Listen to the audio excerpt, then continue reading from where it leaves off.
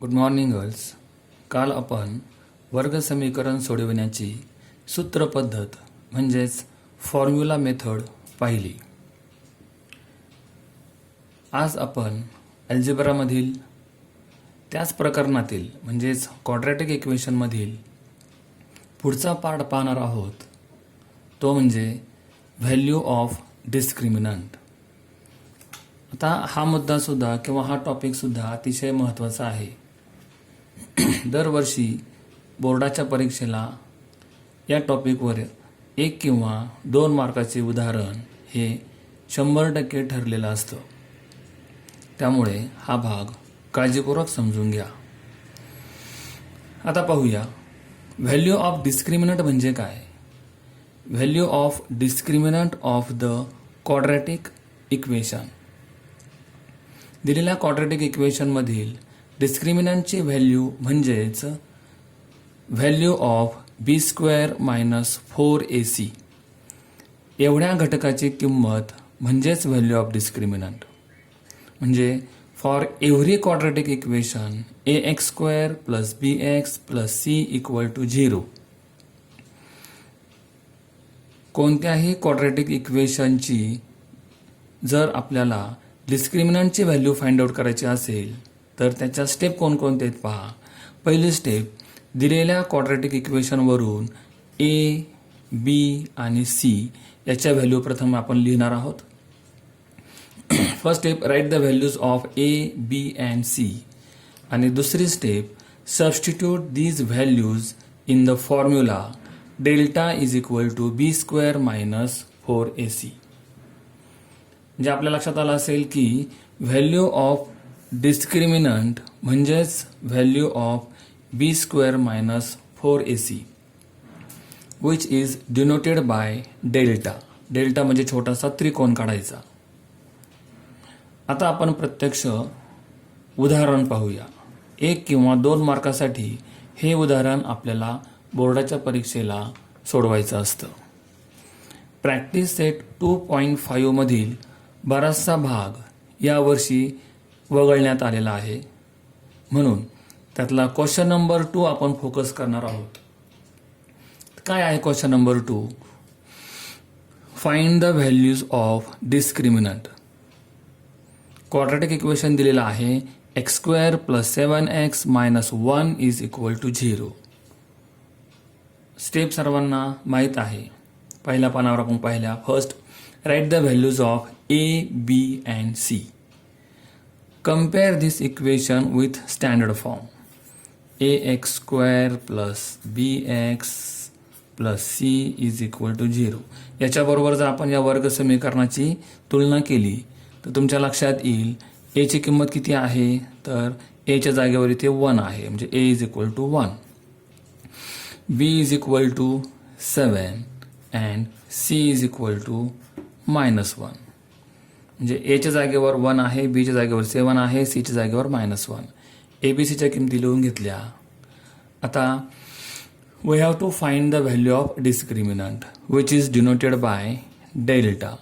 डेल्टाचं सूत्र काय आहे तर b² - 4ac. फक्त एवढाच भाग आपल्याला शोधायचा आहे. किमती ठेवूया. Substitute the values. Delta is equal to b². b ची व्हॅल्यू किती आहे 7. 7² -4 into a. a means 1 into c. c means -1. आता सोपे रूप देऊया. 7चा वर्ग किती 49. Minus into minus, minus into minus plus. सर्वांना हा नियम माहीत आहे. 4 1 4, पुन्हा 4 1 4, 4 1 जा 4, 4 1 जा 4. आणि फायनल आन्सर 49 + 4 = 53. या ठिकाणी उदाहरण संपलेलं आहे.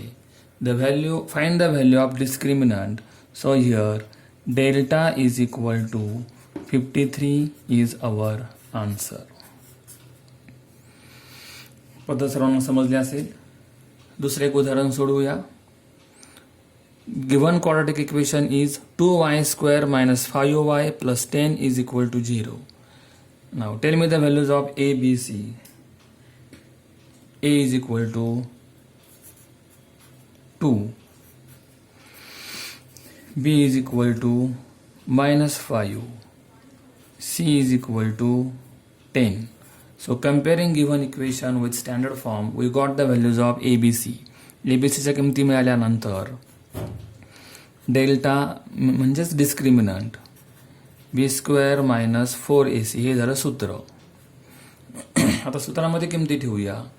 B² means -5².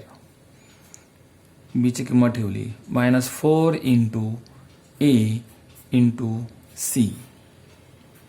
कोणत्याही ऋण संख्येचा वर्ग नेहमी धन असतो. 5चा वर्ग 25. सो -5चा स्क्वेअर प्लस 25 मायनस 4 2 जा 8.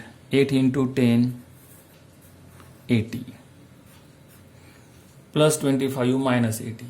एक संख्या धन आहे, एक संख्या ऋण आहे. अशा वेळेला त्यांची मोठ्या संख्येतून लहान संख्या वजा करा. म्हणजे 80 मधून 25 गेले. उत्तर आलं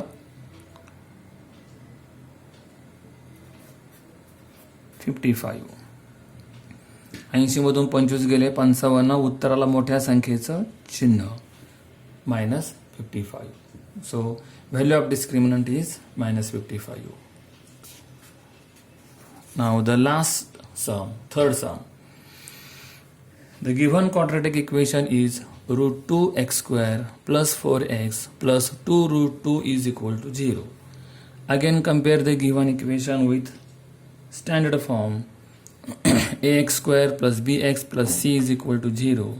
Therefore a is equal to √2, b is equal to 4 and c is equal to 2√2. These are the values of A, B, C. A, B, C च्या किमती जरी अचूक लिहिल्या तरी आपल्याला अर्धा ते 1 मार्क्स मिळून जातो. A ची किंमत √2, B ची किंमत 4, C ची किंमत 2√2. All the terms are positive, त्यामुळे या ठिकाणी चिन्ह मांडण्याची गरज नाही. Now find the value of discriminant. सूत्र लिहून घ्या. Delta is equal to B² minus 4AC. पहिली स्टेप A, B, C च्या किमती लिहा. दुसरी स्टेप फॉर्म्युला लिहा. आणि तिसरी स्टेप त्या फॉर्म्युल्यामध्ये अचूक किमती ठेवा.